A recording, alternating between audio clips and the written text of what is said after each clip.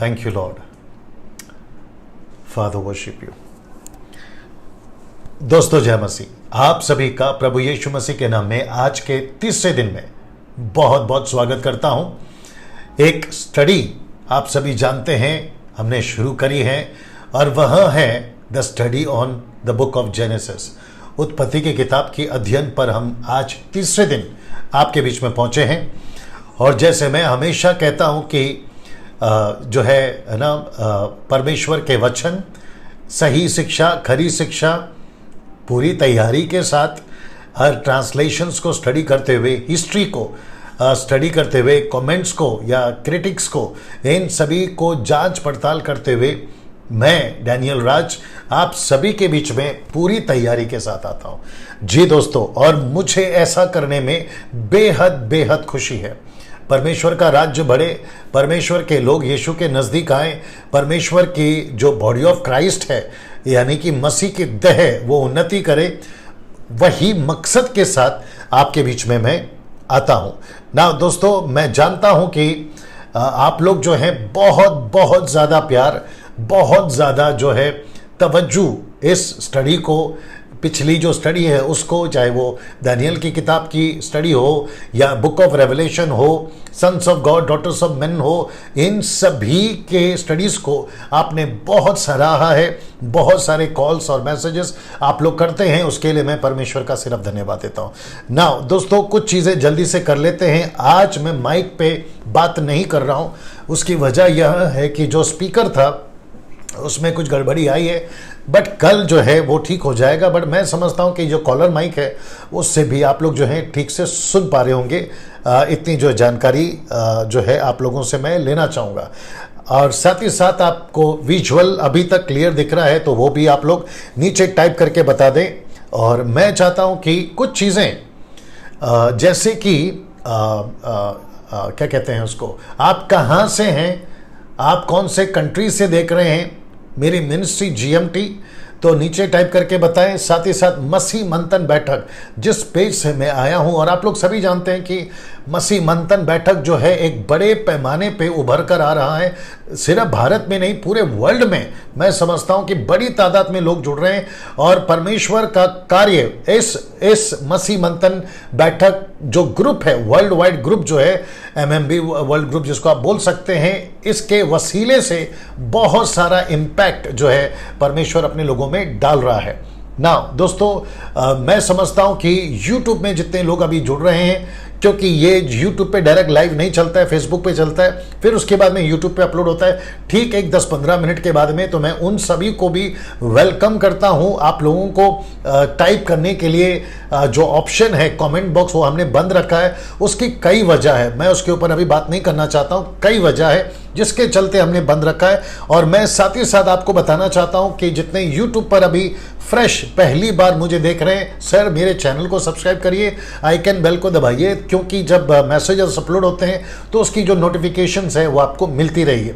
ना। मेरे चैनल को प्रमोट करिए, उसके पीछे मकसद मेरा आप सभी से कहने का यही है कि बहुत सारे लोग सत्य की तलाश में, खरी शिक्षा की तलाश में, मुझे काफ़ी कॉल्स ऐसे आए हैं जहां पर यह बताया गया है कि पास्टर डैनियल, हमको पहले आपके बारे में नहीं पता था, मेरे किसी सहेली ने, मेरे किसी आंटी ने, मेरे किसी दोस्त ने आपके बारे में बताया, तब जाकर हमको पता चला। ऐसी बहुत सारी कॉल्स या मैसेजेस मेरे तक पहुंचती हैं और उसी वजह से मैं आपको ये कह रहा हूं कि जैसे नतानियल को यीशु के बारे में बताया गया, ठीक है ना, वैसे ही मैं चाहता हूं कि इस स्टडी के बारे में, ऐसी खरी शिक्षा के बारे में आप लोग जो हैं जितनी तादाद में बता सकते हैं आप लोग जरूर बताएं ना। मैं साथ ही साथ आपके बीच में ये रख रहा हूं, क्योंकि अभी मुझे बात करना है आज, आपके बीच में मैं ये रख रहा हूं और मैं चाहता हूं कि मैं आपको परिचय करा दूं, जो लोग शायद नहीं जानते हैं, और जो पहले से जानते हैं कोई दिक्कत नहीं, थोड़ा सा बर्दाश्त करिए, 5-6 मिनट का मामला है।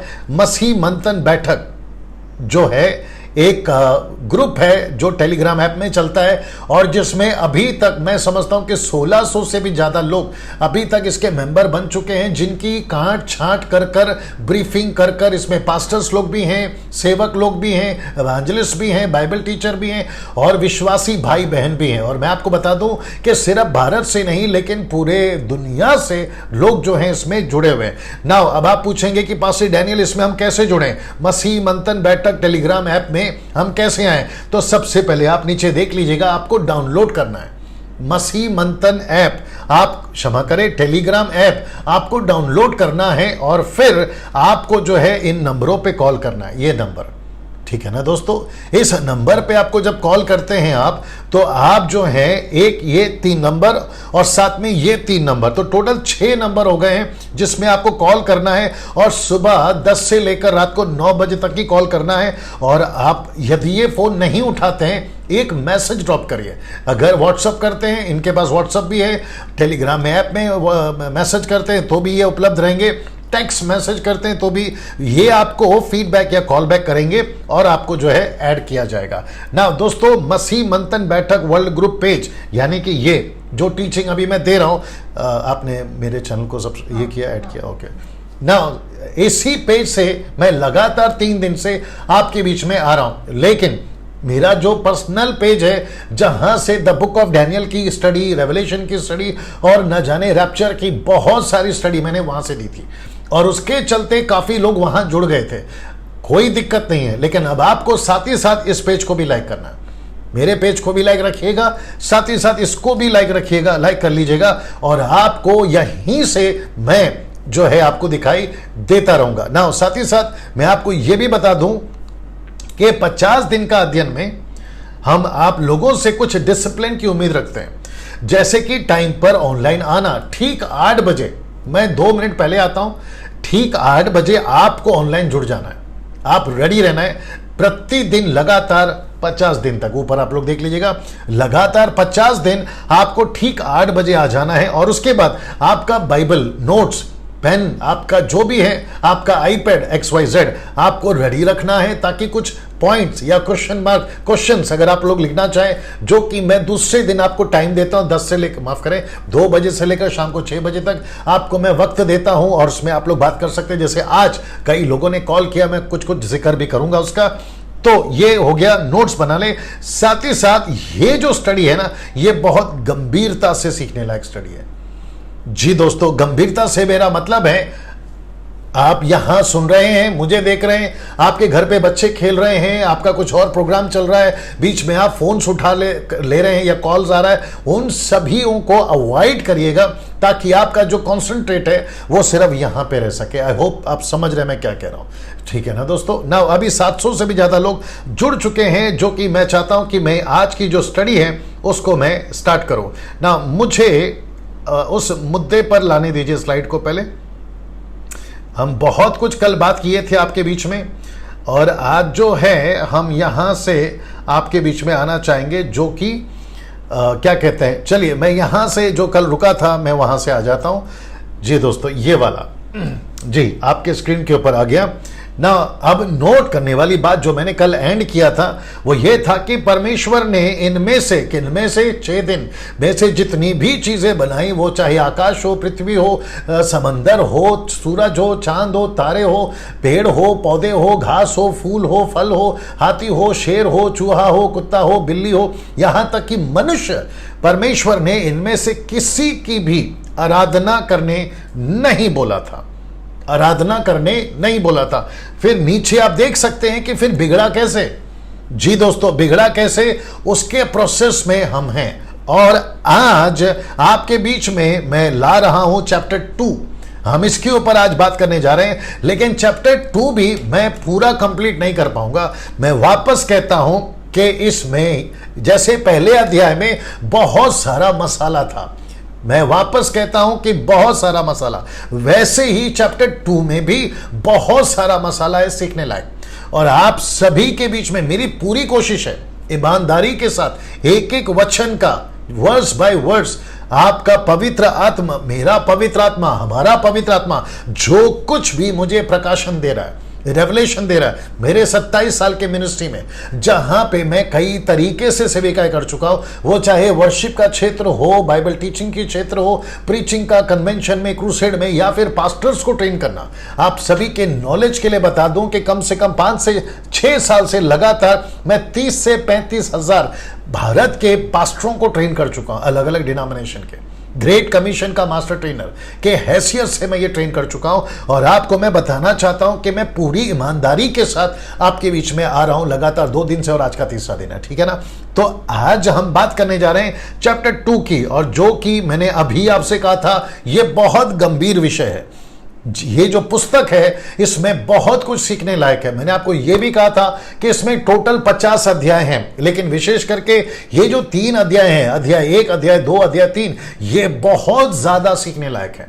अगर इसको समझेंगे तो मैं समझता हूं कि बाकी जो कड़ी है ना वो जुड़ती चली जाएगी और आप लोग उसको समझते जाओगे ना। साथ ही साथ मेरे नॉलेज में कुछ अभी आ रहा है जो कि आज बहुत सारे कॉल करने के बाद में मुझे एहसास हुआ कि ये लाइन जो मैं अभी बोलने वाला हूं आप सभी के बीच में मैं उसको रखूं। दोस्तों, मैं समझता हूं, जैसे आज मेरी बात भी हो रही थी कि इस विषय को, ये जो मेरा टॉपिक चल रहा है उत्पत्ति की किताब का, इसकी वीडियो YouTube, Facebook दोनों जगहों पर अपलोड है।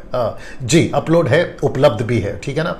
मेरी रिक्वेस्ट है आप लोगों से, अगर आप लोग इसकी क्या कहते हैं ना, कॉपी करके लिंक अविश्वासी दोस्तों को, वो चाहे हिंदू हो, वो चाहे मुस्लिम हो, वो चाहे बुद्धिस्ट हो, कोई भी जाति कौम का हो, आप अगर उनको भेज सके तो जरूर भेजिएगा। मैं आपको बताता हूं क्यों। क्योंकि इसके अंदर उनको सीखने लायक, उनको समझने लायक बहुत कुछ है। जी दोस्तों, बहुत कुछ है, और मैं जानता हूं कि जब वो लोग सीखेंगे, देखेंगे, समझेंगे, बड़ी सरल भाषा में, किसी के क्या कहते हैं ना, हर्ट ना करते हुए, ऐसे स्टेटमेंट्स मैंने अभी तक 2 दिन में बात करी, और आज भी और आगे भी मैं वो सारे चीजों को बैलेंस करते हुए चलूंगा। और मैं समझता हूं कि अगर ये वीडियो अगर वो लोग देख लेते हैं YouTube, Facebook पर, तो मैं समझता हूं कि वे भी शायद समझेंगे, जानेंगे। अगर पवित्र आत्मा उनको कन्विक्ट करता है, कन्विक्ट का मतलब है उनको क्या कहते हैं ना, तैयार करता है, मेरे को दूसरा हिंदी शब्द नहीं मिल रहा है, तो मैं समझता हूं कि उनका जीवन बदलेगा और वे भी सत्य को जानेंगे। और यही मकसद के साथ में मैं जो हूं आप सभी को यह अपील कर रहा हूं, रिक्वेस्ट कर रहा हूं कि आप लोग जरूर जो हैं अपने अविश्वासी दोस्तों को व्हाट्सएप पे जैसा ठीक लगे आप लोग जो है जरूर शेयर करेगा ना। दोस्तों, 955 लोग अभी जुड़ चुके हैं। अब मैं यहां से आगे बढ़ना चाहूंगा, और मैं समझता हूं कि दोस्तों कम से कम मैं 15 मिनट के आसपास हो गया बात कर रहा हूं। अब यहां से हम स्टार्ट कर रहे हैं ना। मैं साथ ही साथ जितने लोग जुड़े हैं, मैं आपको कहना चाहता हूं कि वॉच पार्टी करना शुरू कर दीजिए, शेयर करना शुरू कर दीजिए, और ये वचन तब तक आप लोग पढ़िएगा। जी दोस्तों, जी जी, ये वचन मैं समझता हूं कि मौसम जो है वो बारिश वाला पूरे मुंबई के अंदर, महाराष्ट्र के अंदर, अगर मैं गलत नहीं हूं, काफ़ी भयंकर माहौल है पूरा भारत का, माफ़ करें मुंबई महाराष्ट्र का। कल ज़बरदस्त बारिश हुई, और आज भी मैं समझता हूं कि मुंबई के अंदर कई बारिश हुई हैं, और मौसम थोड़ा सा अलग है। और मैं भी जो हूं काफ़ी तैयारी के साथ आप लोगों के बीच में आता हूं। थोड़ा सा गला ठीक नहीं है, बट फिर भी मैनेज करके आपके साथ में हम बात करते रहेंगे। चलिए दोस्तों, इसको पढ़ लेते हैं। लिखा है कि इस तरह, बड़े ध्यान से सुनिएगा, मैं सिर्फ हिंदी में रखा हूं। लिखा है कि इस तरह आकाश और पृथ्वी और उनकी सारी सेना का बनाना समाप्त हुआ। क्योंकि कल 1 अध्याय यानी कि चैप्टर 1 हमने समाप्त किया था। जी दोस्तों, अब प्रश्न उठता है कि जब हम इस वचन को पढ़ रहे हैं, बड़े ध्यान से सुनना, बड़ी गजब की चीज बोलने जा रहा हूं। लिखा है कि इस तरह आकाश और पृथ्वी और उनकी सारी सेना का बनाना समाप्त हुआ या समाप्त हो गया। अब मैं चाहता हूं कि ये इतना इंपॉर्टेंट, मैं इसको क्यों इतना इन्फसाइज या उसको इतना खींचतान क्यों कर रहा हूं, क्योंकि आपके जहन में, आपके दिमाग में अभी सुनते वक्त, आप जब पढ़ते हैं तब, जब आप दूसरों को तक पहुंचाएंगे, उनको भी मैं कहना चाहता हूं कि इसको पढ़ते वक्त में ये किसकी तरफ से है, आप कैसे पढ़ते हो, ये लाइन किसकी तरफ से। मैं वापस कह देता हूं। लिखा है इस तरह आकाश और पृथ्वी और उनकी सारी सेना का बनाना समाप्त हो गया। ये कौन बोल रहा है? जी, ये इंपॉर्टेंट है। अगर हम यहां से अगर नहीं समझे इसका लेखक कौन है, मैं बता चुका मूसा है, लेकिन जब इसको पढ़ते हैं ना तो 90% भी कम बोल दिया, 99.9% भी अगर मैं कहूं तो गलत नहीं हूं, हम पढ़ते वक्त में इस पे फोकस नहीं कर रहे, और यहीं से आपको फोकस करना है कि इसको बोल कौन रहा है, ये लाइन को बोल कौन रहा है। वापस पढ़वा देता हूं कि इस तरह आकाश और पृथ्वी और उनकी सारी सेना का बनाना समाप्त हो गया। ये बोल कौन रहा है?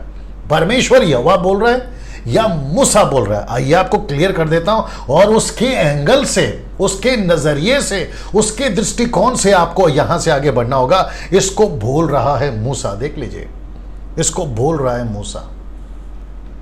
नाउ अब आप बोलोगे डैनियल भाई मूसा बोल रहा है, बात सही है, लेकिन ये परमेश्वर ने कहा, परमेश्वर ने बोला इसलिए उसने लिखा, और मैंने पहले दिन आपके पास में ये बात को रखी, आपके जहन में, आपके दिमाग में ये बात अभी आ सकती है, कोई दिक्कत नहीं है, ऑफ कोर्स परमेश्वर ही है, लेकिन मेरा कहना यह है इस तरह आकाश और पृथ्वी उनकी सारी सेना का बनाना समाप्त हो गया। ये लिखते वक्त में देख लीजिए, चित्र देख लीजिए, ये लिखते वक्त में मूसा संबोधित किसको कर रहा है, किसको कह रहा है? लिखते लिखते ये लेटर किसको पहुंचा रहा है? जैसे पौलुस अपने लेटर में शुरुआत में लिखता था, रोमियो की किताब से लेकर आप इब्रानियों की किताब तक चले जाए, उसका लेखक वो इब्रानियों की किताब का वही है। क्या कहते हैं ना कि हालांकि कोई मानने को तैयार नहीं है क्योंकि उसने अपना इंट्रोडक्शन नहीं दिया, लेकिन उसकी लिखाई से पता चलता है कि पौलुस है, वो अपने हर लेटर के पहले यही लिखता था, मैं पौलुस परमेश्वर का दास, चुना हुआ मसीह का सेवक, दुख उठाने के लिए तुमको नमस्कार, तुमको सलाम। फिर एंड करते वक्त में प्रिस्किल्ला को मेरा नमस्कार, फीबे को मेरा नमस्कार, तिमोथी को मेरा नमस्कार। ऐसे लिखते वक्त में वो जो लाइन होती थी ना, वो पौलुस की होती थी। ऑफ कोर्स परमेश्वर की पवित्र आत्मा की अगुवाई से बोलते थे या लिखते थे। वैसे ही मूसा ने इस बात को इजरायलियों को संबोधित कर रहा है, उस वक्त के जो मसीह यहूदी थे उनको संबोधित कर रहा है और उनको कह रहा है। और वो जो ओरिजिनल मैन्युस्क्रिप्ट जब लिखा जा रहा था इब्रानी भाषा में, उसको जब ट्रांसलेट किया गया अलग अलग भाषाओं के अंदर, ओल्ड टेस्टमेंट, न्यू टेस्टमेंट, और जैसे अनुवाद करते करते आज मेरे और आप तक पहुंचा हिंदी, मराठी, तेलुगु, तमिल, गुजराती, कन्नड़, पता नहीं दुनिया भर की भाषाएं जो हमारे पास पहुंची है। तो अभी जब हम इसको पढ़ रहे हैं तो किसकी तरफ से पढ़ रहे हैं? इसको बोल कौन रहा है? मूसा बोल रहा है।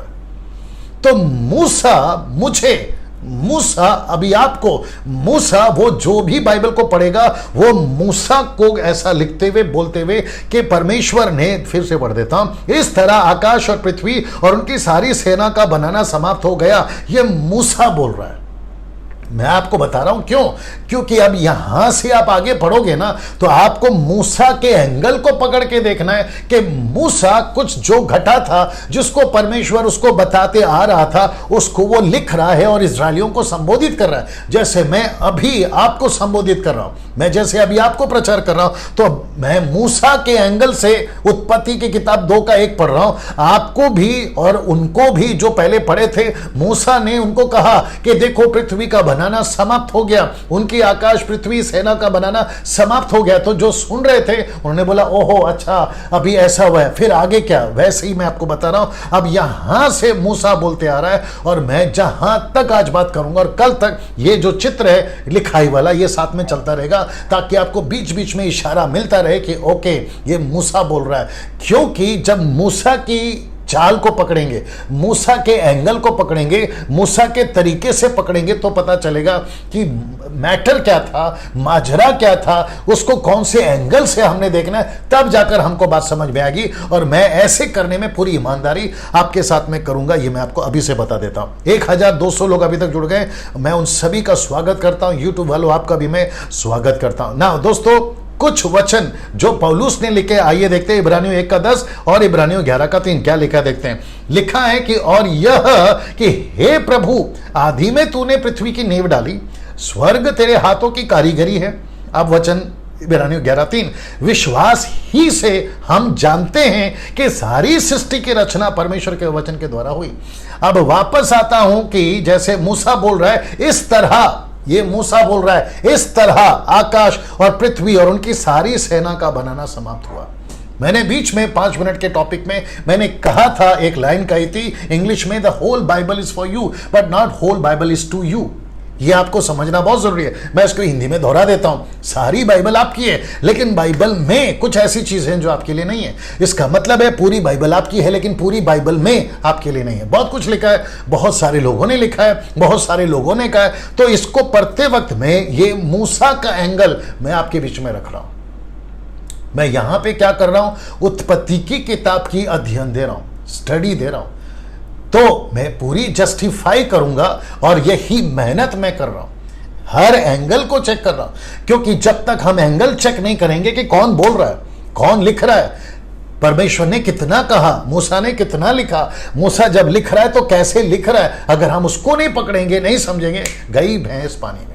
जी दोस्तों, ना वापस आते हैं कि इसको मूसा बोल रहा है और ये पौलुस है जिसने परमेश्वर के वचन को पुख्ता कर दिया या थप्पा मार दिया कि यह सारी सृष्टि परमेश्वर ने बनाई, उसके हाथ की कारीगरी है, और उसने अपने शब्द को भेजा, शब्द से कहा, और चीजें होती चली गई। आमीन। आप लोग नीचे टाइप कर सकते हैं, अपनी प्रतिक्रिया दे सकते हैं। नाउ अब इसको देखिए, उत्पत्ति 2:2, वापस ये एरो देख लीजिएगा।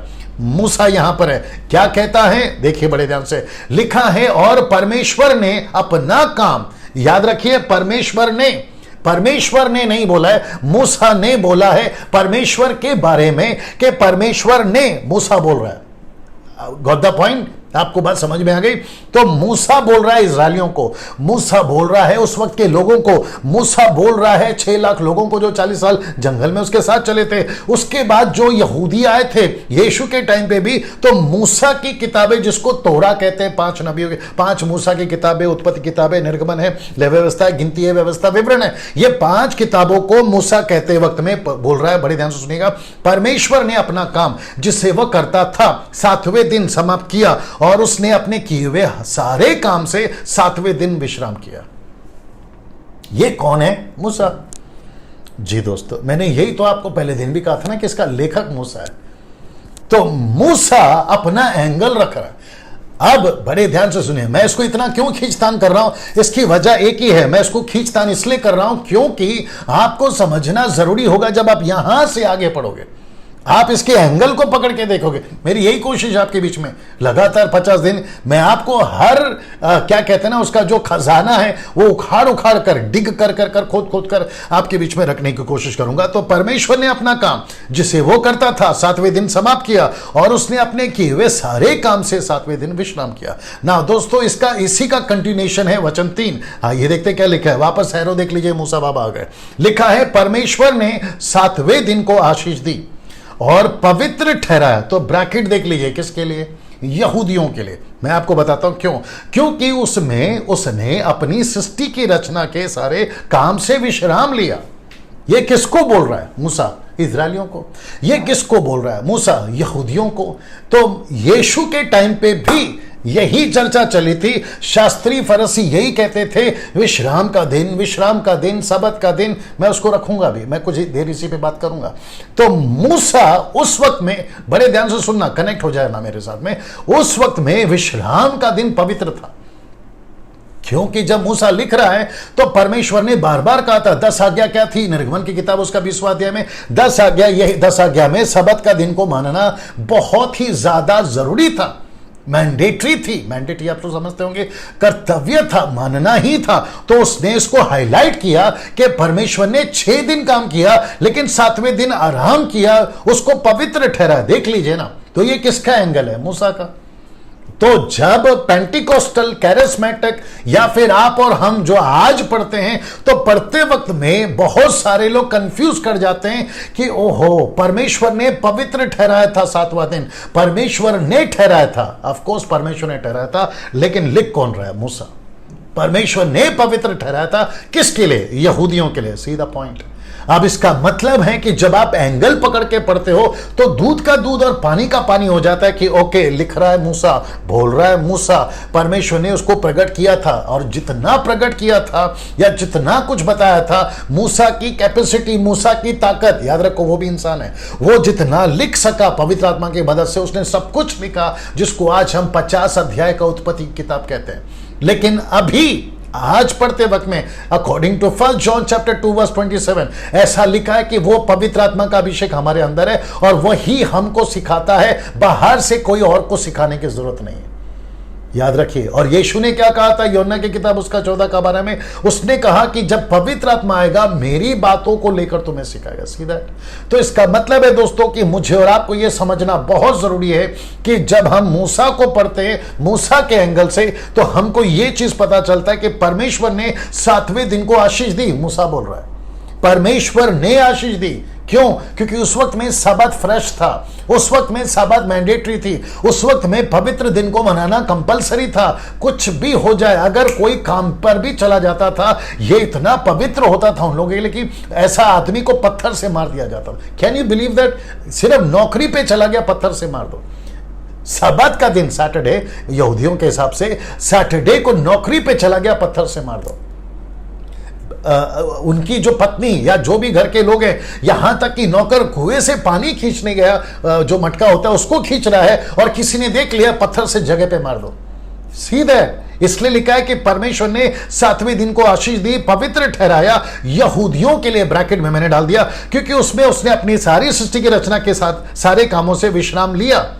इसको हाईलाइट करा था उस वक्त में मूसा कर रहा है, लेकिन आज जब हम सुन रहे हैं, आज जब हम पढ़ रहे हैं, तो ये वचन को आज हम कैसे लेते हैं ना। अब आपको इसी का अपोजिट स्क्रिप्चर दे रहा हूं, यीशु के जरिए से, यीशु के तरीके से, यीशु की लिखाई से, यीशु की बोली से। आइए बताते हैं आपको क्या लिखा है, जरा देख लीजिएगा। यूहन्ना की किताब उसका 5 का 17 लिखा है, इस पर यीशु ने उनसे कहा। आइए देखते क्या कहा। यह कैसा है पता है?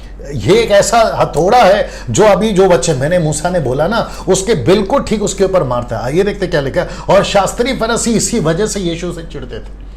मुझे रिपीट करने दीजिए। शास्त्री फरीसी यीशु से इसी वजह से चिढ़ते थे। ये सबत को नहीं मानता, ये विश्राम दिन को नहीं मानता। कौन? यीशु। इसी चिढ़ से उन्होंने क्रूस पे चढ़ाया। आपको 4 किताबें पता होगी ना, मत्ती, मरकुस, लूका, यूहन्ना, ये 4 किताबों में इसी का तो जिक्र है। यीशु को सूली पे यही वजह से तो चढ़ाया। तो यीशु कहता है, अभी देख लीजिए क्या कहता है, मेरा पिता अब तक काम करता है और मैं भी काम करता हूं। अभी ठीक इसके पहले मूसा बाबा क्या बोल रहे थे? परमेश्वर ने 7वें दिन को आशीष दी, मैंडेटरी था ना, बता दिया, पवित्र ठहराया यहूदियों के लिए, ब्रैकेट में, क्योंकि उसमें उसने अपनी सृष्टि की रचना के सारे काम से विश्राम लिया। और उसके पीछे का वचन ये भी बता चुका हूं, परमेश्वर ने अपना काम जिसे वो करता था 7वें दिन समाप्त किया, अपने किए हुए सारे काम से 7वें दिन उसने विश्राम लिया। अब ये प्रकाशन पौलुस, माफ करें, मूसा को मिला, मूसा ने लिखा, लेकिन ठीक 4000 साल या 2000 साल या 2500 साल बाद में जब यीशु की एंट्री होती है, क्योंकि मूसा तक तो 1600 साल बीत चुके थे, उसके बाद में आपका नूह तक, उसके बाद में अब्राहम, फिर इसहाक, याकूब, मूसा का जिक्र आता है, लेकिन ठीक उसको 2000 बोल देते चलिए। 2000 साल के बाद में यीशु साहब की एंट्री होती है, और यीशु साहब क्या करते हैं? सीधा ये वचन बोलते हैं, इस पर यीशु ने कहा, मेरा पिता अब तक काम करता है। अब आप मुझे बताइए, कॉन्ट्रैक्टी है कि नहीं? कॉन्ट्रडिक्ट है कि नहीं? ऑफ कोर्स है कॉन्ट्रडिक्ट। ये वचन उत्पत्ति 2 का 3 और यूहन्ना 5 का 17 अपोजिट है, कॉन्ट्रडिक्ट है। अब यीशु कहता है मेरा पिता काम करता है, मूसा कहता है कि परमेश्वर आराम करता है। अगर 7 दिन में से एक दिन परमेश्वर आराम कर रहा है, यीशु कह रहा है मेरा पिता अब तक काम कर रहा है और मैं भी काम कर रहा हूं, तो इसका मतलब क्या हुआ? उत्पत्ति 2:2-3 आप समझ जाइए। यूहन्ना 5:17 यीशु कहता है अब हम क्या करें? इसीलिए अब इसको देख लो, याद रहे विश्राम दिन, 7वां दिन, सबत, कलीसिया, दुल्हन, नई वाचा के लोग और चेलों के लिए नहीं है, नहीं है, नहीं है। मैं वापस कह दूं, याद रहे विश्राम दिन, 7वां दिन, सबत, कलीसिया, दुल्हन, नई वाचा के लोग और चेलों के लिए नहीं है। आप कौन हैं? मैं कौन हूं? कलीसिया। आप और मैं कौन है? दुल्हन। आप और मैं कौन है? नई वाचा के लोग, यीशु के लहू के लोग। आप और मैं कौन है? यीशु के चेले। तो फिर ये 7वां दिन, विश्राम दिन, सबत दिन हमारे लिए नहीं है ना सर। ये यहूदियों के लिए। मैं आपको बताता हूं क्यों। पास्टर डैनियल, हम इसको क्यों नहीं माने?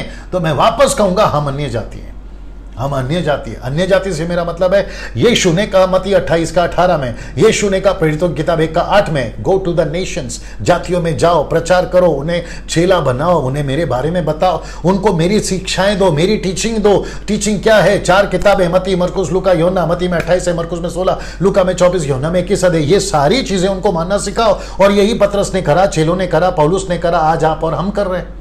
तो यीशु यहां पर कह रहा है कि आप और मैं पिता जो है वो 24/7 काम करते हैं, और जिसके चलते मैंने कहा कि विश्राम दिन सब्बात दिन हमारे लिए नहीं है, क्योंकि हमको विश्राम करने कहा ही नहीं है। कैसे ही डैनियल भाई, ये देख लीजिए, क्योंकि हमें पवित्र आत्मा 24/7 काम करने को दिया गया।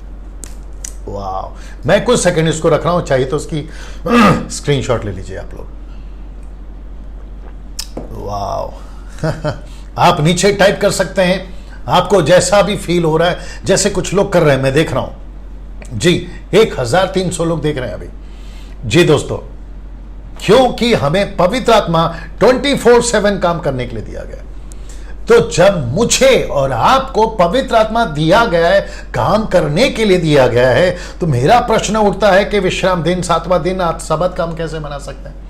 अगर इसके हिसाब से हम चले, जो कि यहूदियों के लिए था, और मैं वापस कहता हूं कि कुछ 2-2.5 हजार साल मूसा ने मैंडेटरी कर दी थी, परमेश्वर ने मूसा के द्वारा, कि इसको मनाना ही है, विश्राम दिन मनाना ही है। लेकिन जैसे ही यीशु मसीह क्रूस पे चढ़े और वो सेकंड लास्ट वर्ड यूज करा कि इट इज फिनिश्ड, ये समाप्त हुआ, ये पूरा हुआ, जैसे ही यीशु ने कहा, वहां से न्यू टेस्टमेंट स्टार्ट हो जाता है, वहां से न्यू टेस्टमेंट स्टार्ट हो जाता है दोस्तों, वहां से आपका न्यू टेस्टमेंट स्टार्ट हो जाता है दोस्तों जी, वहां से न्यू टेस्टमेंट स्टार्ट हो जाता है। न्यू टेस्टमेंट से मेरा मतलब है कलीसिया, दुल्हन, नई वाचा के लोग और चेले, वहां से स्टार्ट हो जाता है। Can you believe this? अब मैं आपसे पूछता हूं, जब मैं कह रहा था ना कि मूसा के एंगल से पढ़ना है, मूसा बोल रहा है, परमेश्वर ने अगुवाई करी, मैं इसके खिलाफ नहीं हूं, मैं उसको नहीं मना कर रहा हूं, लेकिन मूसा बोल रहा है, वापस दिखा देता हूं, मूसा बोल रहा है, परमेश्वर ने अपना काम जिसे वो करता था 7वें दिन समाप्त किया, अपने किए हुए सारे कामों से 7वें दिन विश्राम किया। ये लिखाई मूसा की है। मूसा अपना एंगल पेश कर रहा है। मूसा कह रहा है कि परमेश्वर ने ऐसा करा, परमेश्वर ने ऐसा किया, क्योंकि उसको परमेश्वर बता रहा है कि देख बेटा ऐसा हुआ था। तो ये मूसा पेश कर रहा है, मूसा के एंगल से हम पढ़ रहे हैं, और उसको ये परमेश्वर ने अगुवाई करा, उसने लिखा। ये बात को मैं मना नहीं कर रहा हूं, लेकिन जब यीशु एंट्री मारते हैं, यीशु साहब, यीशु जी, यीशु परमेश्वर जब एंट्री मारते हैं, तो वो कहते हैं मेरा पिता अब तक काम करता है। यह प्रकाशन मूसा को नहीं मिला, यह प्रकाशन यशाया को नहीं मिला कि मेरा पिता अब तक काम करता है। यह प्रकाशन यशाया नबी को, आपके यिर्मयाह को, हेजेकियल को, एलीशा को, एलिया को नहीं मिला। क्यों मिलेगा भाई? क्योंकि यीशु मसीह को पता था कि मेरा पिता काम कर रहा है। और कौन सा काम कर रहा है दोस्त?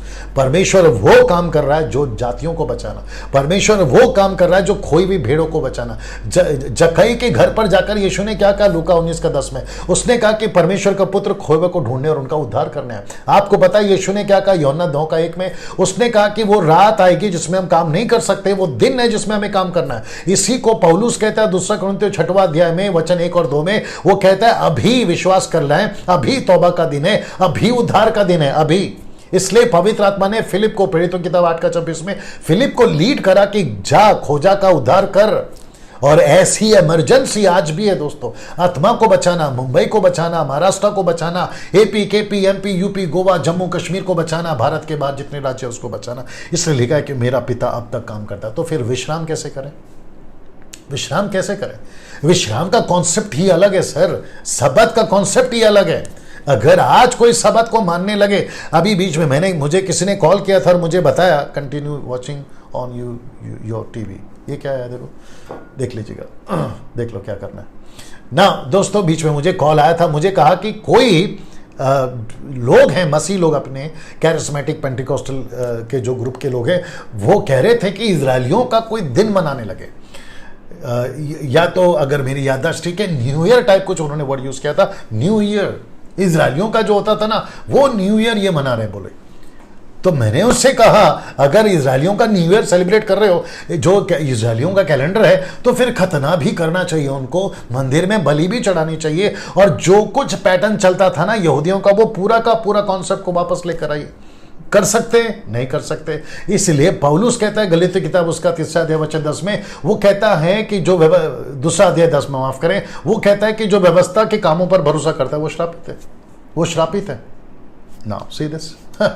तो इसका मतलब है कि मेरा पिता अब तक काम करता है और मैं भी काम करता हूं। और मुझे और आपको यह समझना बहुत जरूरी है कि परमेश्वर यीशु मसीह ने कहा कि मेरा पिता काम करता है, इसलिए हमको भी काम करना है। 24/7 हमको काम करना है। 24/7। I hope you got the point. आप अपनी प्रतिक्रिया नीचे बताते रहें, डालते रहें, जैसे आपको ठीक लगता है आप लोग जो है हमें बताते रहें। नाउ दोस्तों आते हैं वचन 4 पे। लिखा है आकाश और पृथ्वी की उत्पत्ति का वृत्तांत यह है कि जब वे उत्पन्न हुए, अर्थात जिस दिन यहोवा परमेश्वर ने पृथ्वी और आकाश को बनाया। आकाश और पृथ्वी की उत्पत्ति का वृत्तांत यह है। इसको भी कौन बोल रहा है? मूसा बाबा। मैं बताता हूं आपको, इसको भी मूसा बाबा बोल रहे हैं। तो मूसा कह रहा है कि जब वे उत्पन्न हुए, अर्थात जिस दिन, कौन सा दिन? मैं आपको बता चुका हूं पहला और दूसरा दिन में। कौन सा दिन से परमेश्वर ने शुरू किया? पहले दिन उसने उजाला और अंधेरा को अलग किया। ओके, आज एक कॉल आया था दोस्तों, मैं आपको वो भी क्लियर कर देता हूं। मुझे एक प्रश्न पूछा गया, जैसे मैंने आपको बताया कि आप लोग जो है, देख लो इससे थोड़ा पावर बढ़ा दो, 20 कर देना जी। मुझे आज एक कॉल आया था, वैसे मैं आपको बता चुका हूं कि लोग मुझे सवाल करने के लिए मैंने खुद ऑप्शन रखा था। आप लोग 2 से लेकर 6 बजे तक मुझे कॉल कर सकते हैं, जिसको मैं आखिरी में भी बताऊंगा।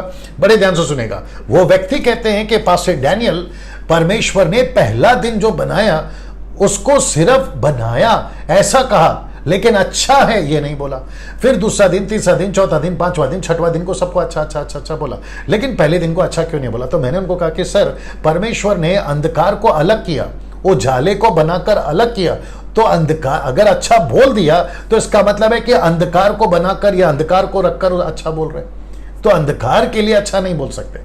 ऐसे ही कुछ कुछ चीजें हैं, पढ़ते वक्त में हमें समझना बहुत जरूरी है। मैं वापस आ जाता हूं इस वचन के ऊपर, 2 का 4 के ऊपर। आकाश और पृथ्वी की उत्पत्ति का वृत्तांत यह है कि जब वे उत्पन्न हुए, अर्थात जिस दिन यहोवा परमेश्वर ने पृथ्वी और आकाश को बनाया। ना इसका कंटिन्यूएशन देख लेते हैं। 5 और 6, मूसा जी वापस आ गए, एरो देख लीजिएगा।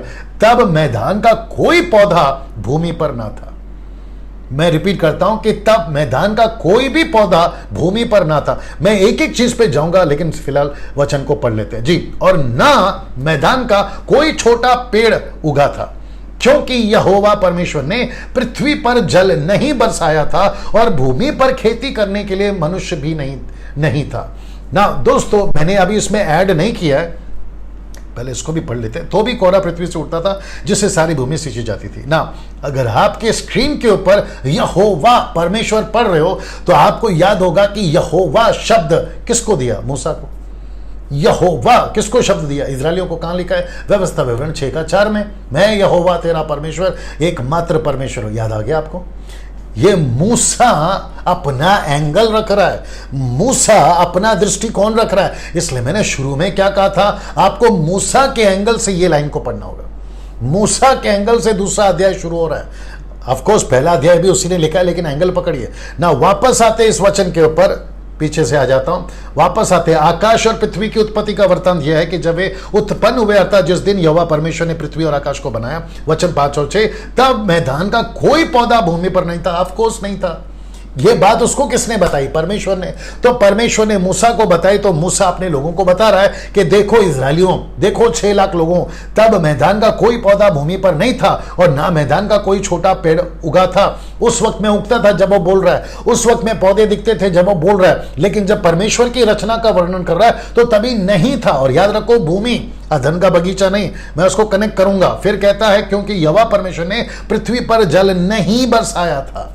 लेकिन जब वो बोल रहा था ना इजरायलियों को, जब वो लिख रहा था ना, तो तभी उसको पता था कि बारिश क्या होती है। वाह, सी दैट। उसको पता था कि बारिश क्या होती है। नूहा तक बारिश क्या होती है किसी को नहीं मालूम था। नूहा के बाद पता चला बारिश क्या हो। अनाज कैसे उगता था, मूसा को पता था बारिश आएगी, 4 महीना तब अनाज उगेगा। गेहूं हो, चावल हो, आपका जो भी अनाज हो, ठीक है ना, कोई भी दाना, फल का, फ्रूट का जो भी हो, कैसे उगेगा? बारिश आएगी। लेकिन वो यहां पे कह रहा है क्योंकि यहोवा परमेश्वर ने पृथ्वी पर जल नहीं बरसाया था और भूमि पर खेती करने के लिए मनुष्य भी नहीं था। उसने लिखना चाहिए था कि खेती करने के लिए भूमि पर आदम नहीं था। उसने नहीं लिखा आदम, उसने लिखा कि खेती करने के लिए भूमि पर मनुष्य नहीं था, और उसने भूमि लिखा। मैं उसको भी कनेक्ट करूंगा। उसने अदन का वाटिका नहीं लिखा। मैं वापस कह रहा हूं कि मूसा का एंगल पकड़िए, तब आपको एक एक चीज बारीकी से पता चलेगी। दूध का दूध और पानी का पानी हो जाएगा। तो भी कोहरा पृथ्वी से उठता था, जिससे सारी भूमि सींची जाती थी। कब? नूहा तक ये कोहरा उठता था। नूहा के जहाज बनने तक बारिश का नामो निशान नहीं था दोस्तों, लेकिन कोहरा उठता था।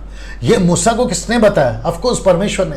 तो मूसा पेश कर रहा है इजरायलियों को, मूसा बता रहा है 6 लाख लोगों को ऐसी घटना घटी थी। उसके बाद के जो लोगों ने पढ़ा वो मूसा के चश्मे से, मूसा के एंगल से ही पढ़ा।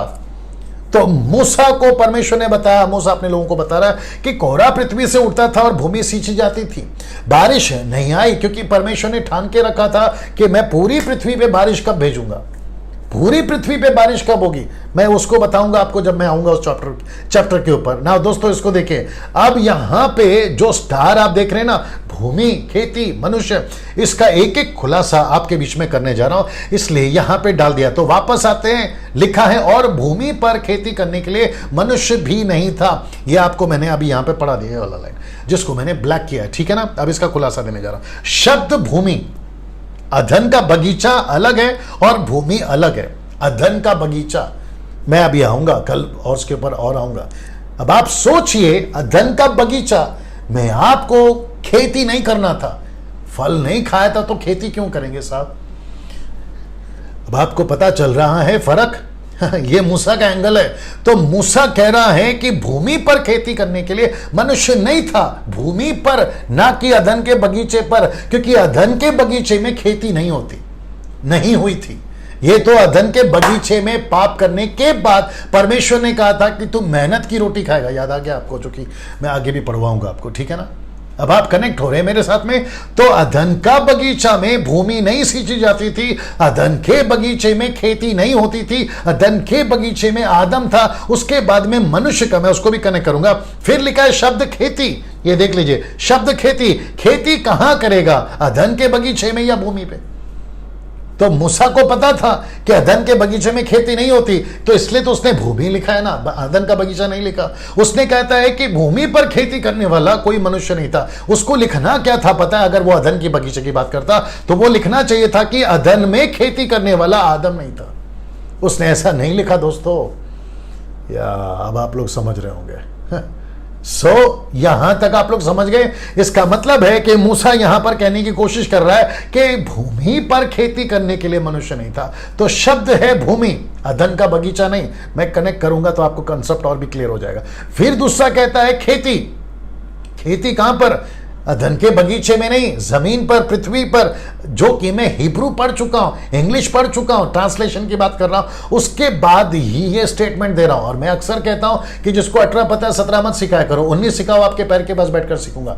आई थिंक आप लोग समझ गए होंगे ना। दोस्तों अब इसको देखिए, और लिखा है भूमि पर खेती करने के लिए कोई मनुष्य भी नहीं था। यह मनुष्य कौन है? कौन सा मनुष्य? Question mark. कौन सा मनुष्य? आदम या मनुष्य जाति, या आदम जाति भी आप बोल सकते हैं।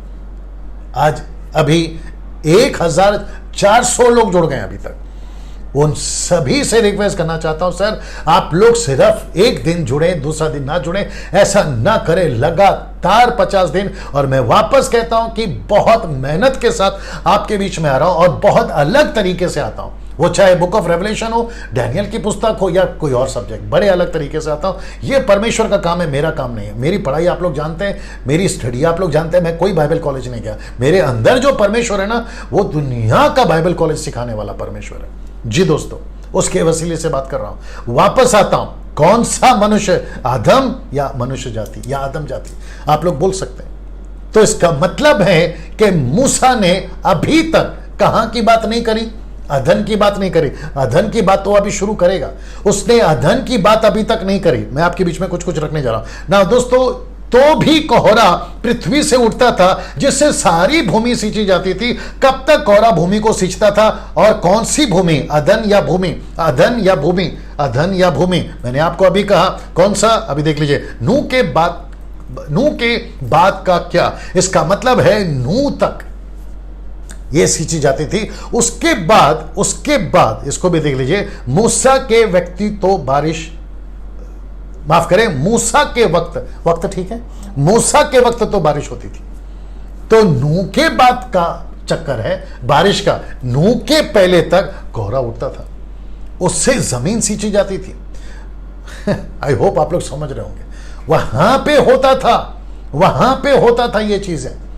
और उसके बाद में परमेश्वर ने मूसा को ये बातें बताई जो आज मैं आपके बीच में रख रहा हूं। मैं वापस आपको कुछ चीजें फिर से ले चलता हूं पीछे। ना लिखा है भूमि पर खेती होती थी, भूमि पर खेती करने के लिए मनुष्य भी नहीं था।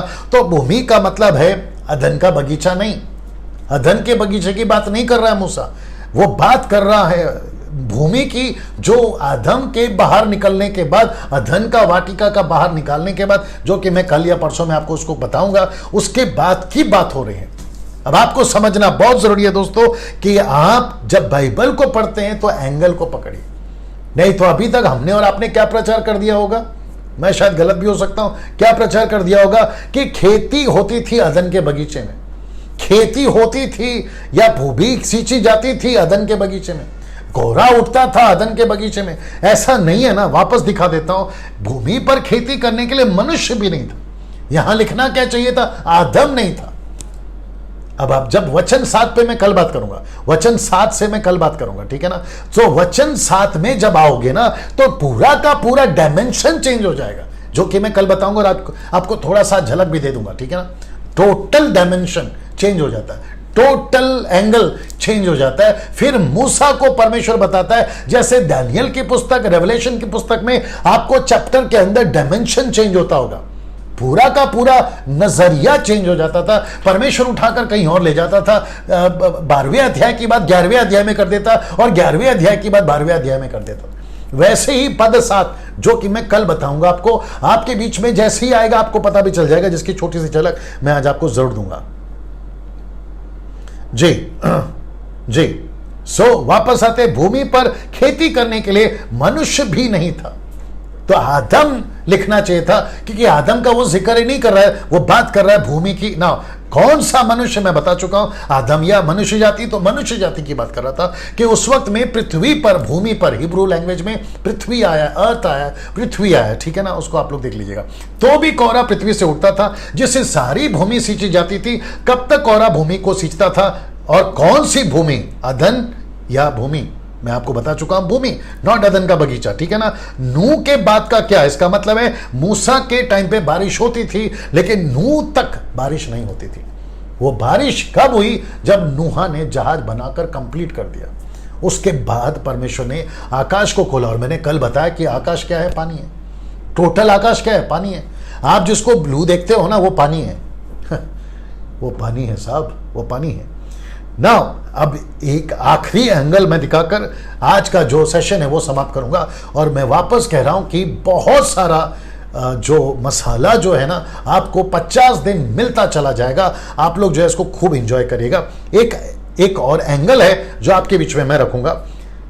इन सभी को देखिए, मनुष्य खेती नहीं कर रहा था, वापस आना पड़ेगा शायद पीछे, मनुष्य खेती नहीं कर रहा था, क्योंकि कोहरा नहीं उठता था, भूमि पर खेती करने के लिए मनुष्य भी नहीं था। तो बात हो रही है अदन के बगीचे की, जहां पे नहीं हो रहा है, खेती नहीं हो रही है। अदन का बगीचा टोटल सुपरनैचुरल तरीके से चल रहा है। उसके बाद से जो है खेती होना, कोहरा उठना, ये सारी चीजें। और जो एंगल मैं आपको दिखाने वाला हूं वो यहां है कि परमेश्वर को कितनी चिंता है, परमेश्वर को अपने लोगों की कितनी चिंता है, कि परमेश्वर कह रहा है कि बारिश का सिस्टम मैंने रखा है। ये आज की जो साइंटिस्ट या फिर जो भी साइंटिस्ट लोग जब से आए हैं, या जो भी ज्ञान लोगों का बड़ा है, उसके हिसाब से लोगों ने कहा कि बारिश जब तक नहीं होगी अनाज नहीं उगेगा। उसके ऊपर मुहावरे बने, उसके ऊपर चुटकुले बने, उसके ऊपर क्या कहते हैं ना, कहानियां बनी है। जब तक बीज बोओगे नहीं अनाज कैसे आएगा, जब तक बारिश नहीं गिरेगी फल कैसे आएगा। ऐसी कई कहानियां बनी, कई चुटकुले बने। लेकिन परमेश्वर कोहरा उठाता था, देख लीजिए, परमेश्वर कोहरा उठाता था। और परमेश्वर कहता है कि कोई बात नहीं, अगर पानी नहीं गिर रहा है, मैं जमीन से अनाज फिर भी निकाल सकता हूं, मैं जमीन से फिर भी तुम्हारे लिए जो है भोजन को उपलब्ध कर सकता हूं। और ये बात बताती है मत्ती 6:32, अगर आपने कभी पढ़ा होगा, ये बात बताती है, 32 से आगे पढ़ोगे, ये बात 32 से, मैथ्यू 6:32 से पढ़ोगे, कि परमेश्वर कहता है कि मुझे तुम्हारी चिंता है, मुझे तुम्हारी चिंता है। Can you believe this? परमेश्वर जिसने आपको और मुझे बनाया है, यह बात साबित करती है कि परमेश्वर को एक्सक्यूज मी कैसी हमारी चिंता है। यह बात साबित करती है कि कैसे उसको हमारी चिंता है। दोस्तों, वो सारी चीजें हमारे लिए मुहैया करवा देता है। सिस्टम ऐसा है कि बारिश गिरेगी तब आना जाएगा। परमेश्वर कहता है कोई बात नहीं, बारिश नहीं गिर रही है क्योंकि मैंने प्लान किया, मैं कोहरा उठाऊंगा और पृथ्वी जो है अपना जो है अनाज देगी। और नूह तक लोग ऐसे ही खाते थे, नूह तक लोग यही करते थे। और ऐसा करते करते, बिल्कुल सच है, खेती होती थी, बीज बोया जाता था नूह तक में, लेकिन कोहरा उठाता था परमेश्वर। और इसको किसने लिखा? मूसा ने। मूसा के वक्त में बारिश हुई है, मैंने लिख दिया आपको, मूसा के वक्त में बारिश हुई है। वाह, काफी लोग जुड़ रहे हैं दोस्तों, काफी लोग अपने अपनी जो है प्रतिक्रिया दे रहे हैं। और बीच में किसी ने टाइप किया कि no need of going Bible college. बिल्कुल लेकिन अगर आपको टाइम मिलता है तो ज़रूर जाएं। और मैं समझता हूं कि आजकल वैसे ही हम सब आत्माओं को जीतना, चेला बनाने में एक प्रोसेस में है, तो उतना वक्त हमारे पास में नहीं होएगा। 3 साल 5 साल कौन जाएगा? देखिए कैसे आपको प्रभु अगुवाई करता है। बाइबल कॉलेज गलत है, मैं ये नहीं बोल रहा हूँ, अपने जगह पे सब सही है। जैसे आपको परमेश्वर अगुवाई करता है आप लोग जरूर जा सकते हैं, ठीक है ना। वापस आते हैं और फिर मैं समाप्ति पर आ जाऊंगा। परमेश्वर अपने लोगों की चिंता करता है। बारिश नहीं है, उसके बावजूद भी कोहरा उठाता है ना। दोस्तों, एक कल वाली बात बताकर मैं आगे बढ़ जाऊंगा ना। इसको देख लीजिए, ये नंबर है 9982335577, जिसमें आपको मुझे कल 2 बजे से लेकर शाम को 6 बजे तक आपको मुझे कॉल करना है। अगर अब आज की स्टडी में या फिर आज का आपका कॉल नहीं उठा पाया, जो 2 दिन की स्टडी का भी सवाल आपने अगर लिख कर रखा है, तो आप लोग मुझे पूछ सकते हैं, बिल्कुल पूछ सकते हैं। और याद रखिए कि स्टडी से संबंधित ही आप लोग जो है मुझे पूछें। अब जो मैं कल बात करूंगा, अब यहां से 7 एक अलग दुनिया आपको देखने को मिलती है। देख लीजिए, अब पद 7 से एक अलग दुनिया दिखती है। मैं आपको फोटो भी दिखा देता हूं, ये जी दोस्तों, मैं सिर्फ छोटी सी झलक दे देता हूं। कल मैं इसके ऊपर डिटेल में बात करूंगा दोस्तों। मैं आपको छोटी सी झलक देता हूं। झलक क्या है देख लीजिएगा। लिखा है वचन 7 में, यहोवा परमेश्वर ने आदम को भूमि की मिट्टी से रचा, उसके नथनों में जीवन का श्वास फूंक दिया, आदम जीवित प्राणी बन गया। उसका ठीक अपोजिट जो वचन 27, कौन सा? 1 का 27, तब परमेश्वर ने अपने स्वरूप में मनुष्य को रचा, अपने ही स्वरूप में परमेश्वर ने मनुष्य की रचना की, स्त्री और पुरुष के रूप में उसने मनुष्य की सृष्टि की। मैंने दोनों को पैरेलल क्यों किया है?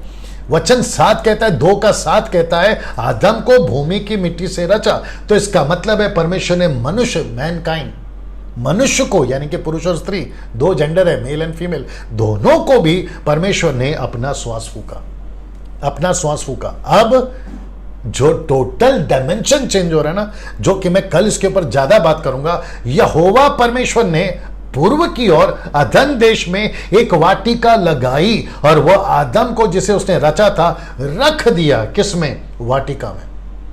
किस में रखा? वाटिका में। ऐसा नहीं लिखा है कि भूमि में, ऐसा नहीं लिखा है कि भूमि में, जी ऐसा नहीं लिखा है कि भूमि में। तो इसका मतलब क्या है? भूमि अलग है, मूसा के एंगल से अदन का वाटिका अलग है। इसलिए लिखा है कि परमेश्वर ने मनुष्य को बनाया।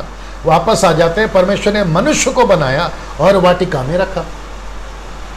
आप खुद ही देख लीजिए, आपकी उत्पत्ति की किताब से बात कर रहा हूं।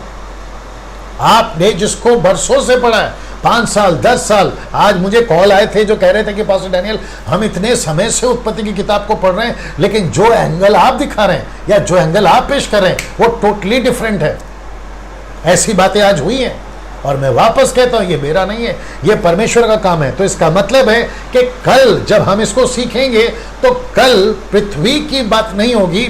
अब यहां से 3 अध्याय तक, लेट मी रिपीट, यहां से 3 अध्याय तक वाटिका चलेगा। अदन की वाटिका, अदन की वाटिका वही चलेगी। और उसी के ऊपर आप जो है 3 अध्याय जब समाप्त होगा ना, तो 4थे अध्याय पे आने तक ये वाटिका चलेगी। और वाटिका में क्या क्या घटित होगा, इसकी सारी चर्चा मैं समझता हूं कल तो समाप्त नहीं होगा, लेकिन आपके बीच में जो है 2 दिन के अंदर बताएंगे। अब पद 7 जो है आपके बीच में मैं कल लेकर आऊंगा। जी दोस्तों, आपके बीच में मैं कल लेकर आऊंगा पद 7। टोटल डायमेंशन चेंज होता है। चलिए कुछ चीजें वापस आपको याद दिला देता हूं कि मसीह मंथन ग्रुप ऐड करिए, क्या कहते हैं उसको, उसमें जुड़ जाइए।